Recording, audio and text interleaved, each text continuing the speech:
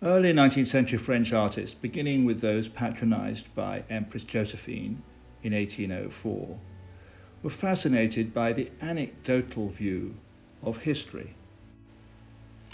In choosing subjects from English history, they prefer, it seems, to portray the English as rather cruel, particularly to young women. So here, in a painting by Paul Delaroche, we see Joan of Arc being investigated and interrogated by the Bishop of Winchester, determined to prove that she was a witch. In this fine watercolour by Alexandre Évariste Fragonard, the son of the great Jean-Honoré Fragonard, Elizabeth Woodville, widow of Edward IV, is giving her blessing to her two sons before they are taken to the Tower and brutally murdered. And here Paul Delaroche, taking the scene directly from Shakespeare's play Richard III, portrays the moment when these poor, unfortunate young boys are about to be suffocated on the orders of their wicked uncle. Their pet dog has seen somebody at the door.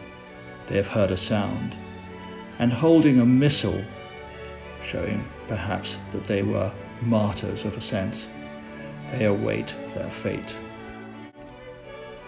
In another scene, where a Catholic queen is here persecuted by her husband, Cardinal Wolsey demands Catherine of Aragon agree to divorce her husband, Henry VIII. The painting that began this short video, Paul Delaroche's Lady Jane Grey awaiting her execution, is one of the most renowned and famous pictures in the National Gallery in London today, although once relegated to a basement. Where is it? The film, with Helena Bonham Carter, replicates the same moment when the poor young woman, 16 years old, is struggling to find the block on which is to rest her head and await the executioner's blow. For Delaroche and his audience, of course, this was a perfect example of English brutality. The French had conveniently forgotten how they had treated their own monarch Louis XVI, his queen Marie Antoinette, and young son Louis XVII, who died in isolation in the Temple prison. The tragic history of Mary Queen of Scots and her end on the scaffold was told by Schiller in his play, published in 1800, and by Sir Walter Scott in his novels The Monastery and The Abbot, both very popular with French readers in the early part of the 19th century. Alexandre Évariste Fragonard's painting of Mary Queen of Scots with Rizzio, her secretary, about to be murdered, and the moment when her abdication is demanded, date from the 1820s.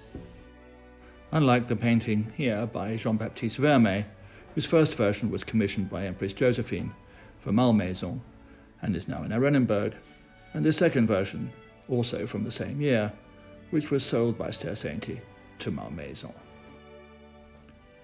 This is followed by a painting by Pierre Revoil of the Queen on her way to her execution, portrayed as a Catholic martyr holding the crucifix.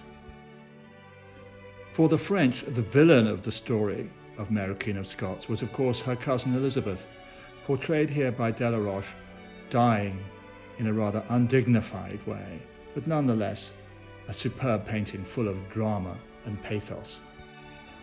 The last great historical episode to be pursued by French artists is the story of the downfall of Charles I, here portrayed with his wife Henriette Marie, the sister of the King of France, fleeing Cromwell's troops, and again in this sketch by Collin with his two youngest children awaiting the soldiers who will take him to his execution. The last moments of Charles's life were portrayed by Delaroche again, with the king mocked by Cromwell's troops, as if to parallel the mocking of Christ. And finally, Cromwell looking at the body of the king in his coffin. Louis Philippe's Hall of Battles in the Palace of Versailles is designed to record in pictorial form France's great military victories.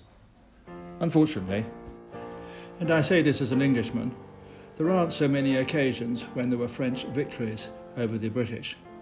So here Alexander Kuder has painted the scene of the Battle of Yorktown, when France, supporting the American colonialists in their rebellion against the British Crown, succeed in defeating Lord Cornwallis and bringing independence to the United States.